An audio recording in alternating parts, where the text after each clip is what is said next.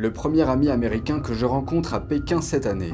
C'est ce qu'a dit le dirigeant chinois Xi Jinping à Bill Gates. Le magnat des affaires s'est rendu en Chine et a rencontré Xi Jinping. Un jour avant cette rencontre, la fondation Gates s'est engagée à verser des millions à un institut de recherche médicale chinois qu'elle a contribué à créer il y a plusieurs années. Que pensez-vous de ces événements? Faites-le nous savoir ci-dessous et abonnez-vous si vous ne l'avez pas encore fait.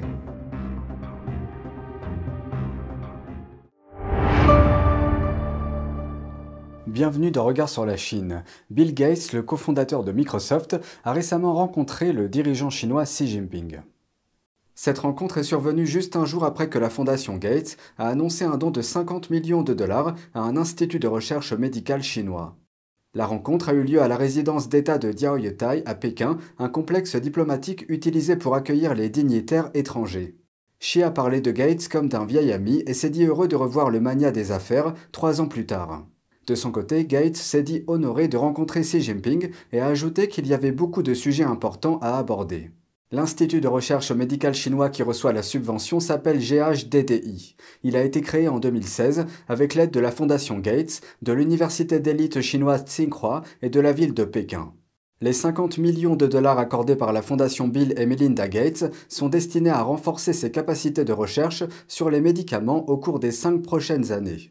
Les liens entre Gates et Pékin vont au-delà du GHDDI. Microsoft est présent en Chine depuis plus de 30 ans et y dispose d'un important centre de recherche. Son portail web, Bing, est le seul moteur de recherche étranger accessible en Chine. À mesure que le régime resserre son emprise sur le secteur numérique du pays, les résultats de recherche de Bing sur un certain nombre de sujets sensibles ont été censurés. Le groupe de recherche en cybersécurité Citizen Lab a découvert que Bing restreint également certains résultats de recherche chinois pour des utilisateurs hors de Chine. Il convient de noter qu'il est rare qu'un dirigeant chinois rencontre un chef d'entreprise étranger. Récemment, Tim Cook, le directeur général d'Apple, et Elon Musk, le directeur général de Tesla, se sont tous deux rendus en Chine. Mais Bill Gates est le seul à avoir pu rencontrer Xi Jinping. La société chinoise Huawei est-elle sur le point d'être chassée de l'Occident? Le géant chinois des télécommunications est déjà interdit aux États-Unis. Citant des préoccupations similaires en matière de sécurité, un haut fonctionnaire de l'Union européenne demande à d'autres pays de l'UE d'interdire ou de restreindre l'accès des sociétés chinoises Huawei et ZTE à leur réseau 5G. Mettant en garde contre ce qu'elle considère comme un risque élevé présenté par la Chine en matière de réseau 5G, la Commission européenne a annoncé jeudi qu'elle n'utiliserait plus les services qui dépendent de ces entreprises. Jusqu'à présent, seuls 10 pays de l'Union européenne ont emboîté le pas. Il est question de la France, de la Suède, de la Roumanie, de la Belgique, du Danemark et des pays baltes. La Commission a exhorté tous les États membres de l'UE à interdire Huawei sans délai, estimant que cette mesure n'était pas différente de celle liée au gaz et au pétrole russe. La Chine a réagi plus tard, déclarant qu'elle s'opposait fermement à l'interdiction de Huawei et que la Commission européenne n'avait aucune base juridique pour bloquer l'entreprise. Mais un reportage du Financial Times révèle un autre aspect. Malgré les interdictions existantes, Huawei est incluse dans une subvention de l'Union européenne d'un montant total de plus de 3,5 millions d'euros.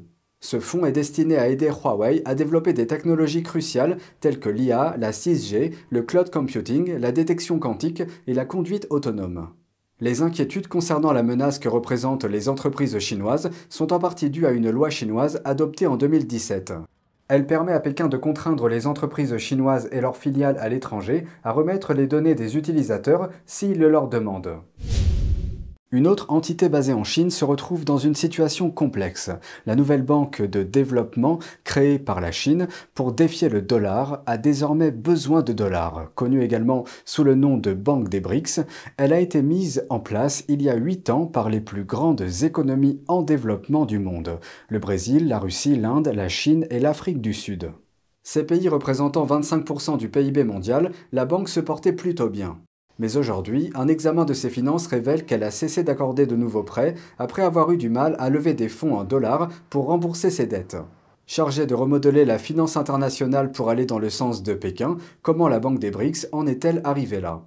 Ses membres ont constaté qu'ils ne pouvaient pas compter uniquement sur les banques et les marchés de capitaux chinois.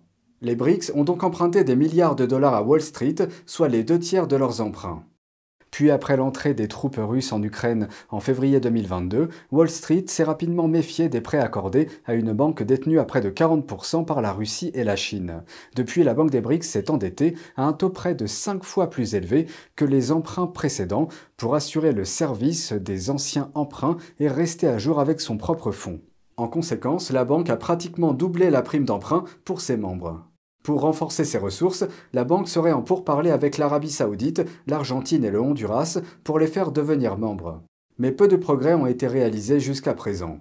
Et compte tenu du ralentissement économique de la Chine, Pékin est réticent à l'idée de donner son propre argent pour stimuler la banque des BRICS.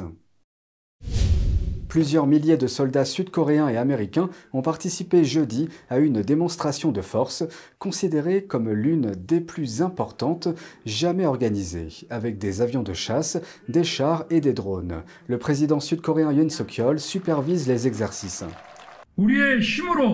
La vraie paix, c'est de protéger la sécurité nationale par nous-mêmes. Seule une armée puissante que les ennemis n'oseront pas vaincre et une armée capable de gagner contre les ennemis peuvent garantir la liberté, la paix et la prospérité de la Corée du Sud. Menés près de la frontière avec la Corée du Nord, ces exercices sont conçus pour répondre aux menaces nucléaires et de missiles du Nord. Ils marquent également le 70e anniversaire de l'alliance militaire entre Séoul et Washington.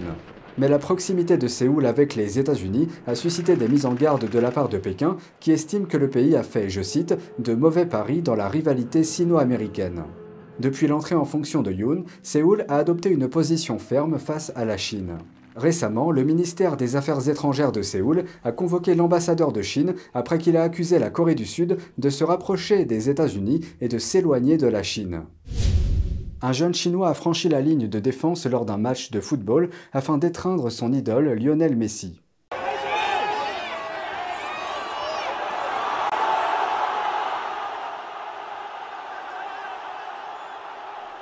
Le jeune homme dans la vidéo est entré sur le terrain depuis le coin. Après son étreinte avec l'un des meilleurs joueurs de football du monde, il a essayé de fuir les gardes jusqu'à ce que d'autres équipes de sécurité arrivent rapidement.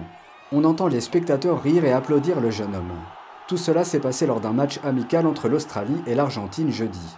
La Chine avait invité les deux équipes dans sa capitale, Pékin. En plus de l'accolade, le jeune homme, prénommé Di, a également touché la main du gardien de but Emi Martinez. Le match a repris son cours normal après ce petit incident. Bien que Messi ait demandé au coordinateur d'y aller doucement avec le fan, la police locale l'a tout de même placé en détention administrative. Il risque également de se voir interdire d'assister à des matchs similaires dans les 12 prochains mois. Les États-Unis ont l'intention de rejoindre à nouveau l'UNESCO, et cette adhésion pose question en termes d'équilibre des pouvoirs. Underscore, directeur de Core Analytics, éditeur du Journal of Political Risk et auteur de 2 ouvrages récents sur la géopolitique, s'est exprimé à ce sujet. L'Organisation des Nations Unies pour l'éducation, la science et la culture, ou UNESCO, est une organisation éducative et culturelle. Après la reconnaissance par l'UNESCO de la Palestine en tant qu'État souverain en 2011, Barack Obama a supprimé tous les fonds alloués à l'organisation. Dans sa décision d'accepter la Palestine, l'organisation a cité Bethléem. La ville est connue comme le lieu de naissance de Jésus et est une destination majeure pour les pèlerinages religieux. Les États-Unis se sont retirés en 2019 sous la présidence de Trump. L'UNESCO a été la première à annoncer le projet des États-Unis de réintégrer l'organisation. L'ambassadeur chinois auprès de l'organisation a rapidement critiqué les États-Unis pour leur retrait antérieur et a exhorté Washington à payer intégralement ses cotisations. Les États-Unis se sont retirés à 2 reprises de l'UNESCO, ce qui a eu un impact négatif sur le travail de l'organisation. Être membre d'une organisation internationale est une question sérieuse. Avant de pouvoir réintégrer l'organisation, l'administration Biden devra payer 600 millions de dollars d'arriérés, ainsi qu'une prime de 10 millions de dollars pour soutenir l'organisation. Un expert craint qu'au lieu de redonner le leadership aux États-Unis, les fonds alloués par Biden ne donnent au contraire l'avantage à Pékin. La Chine et la Russie peuvent désormais bloquer les décisions du Conseil de sécurité de l'ONU, qui sont nécessaires pour défendre la démocratie et la liberté dans le monde. La Chine tente de prendre le contrôle de l'ensemble de l'organisation et de la diriger à ses propres fins, ce qui reviendrait en fin de compte à une hégémonie mondiale.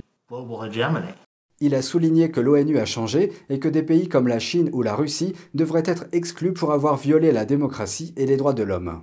It may make sense to first remove China and Russia from the United Il pourrait être judicieux de commencer par exclure la Chine et la Russie des Nations Unies, par exemple en leur refusant des visas pour New York, Paris, Rome, la Suisse, en annulant tout simplement leurs visas. Si les 4 pays auxquels ces villes sont reliées annulent leurs visas, nous pourrons peut-être les expulser des Nations Unies. Il a noté que cette action susciterait un grand tumulte. Mais la Chine et la Russie, en menaçant et en s'engageant dans une guerre contre leurs voisins, ce n'est pas seulement l'Ukraine et Taïwan, mais aussi l'Inde. Le Vietnam a souffert d'une guerre en 1979. Ces pays violent la Charte des Nations Unies. Ils violent la Déclaration des droits de l'homme de 1948. Ils n'ont donc plus leur place au sein des Nations Unies. Underscore a ajouté que le fait de leur permettre de rester et d'avoir une influence sur la manière dont l'argent des contribuables est utilisé dans le monde pose un problème. C'est tout pour aujourd'hui, merci d'avoir suivi Regard sur la Chine. On se retrouve demain pour une nouvelle émission, prenez soin de vous et à bientôt.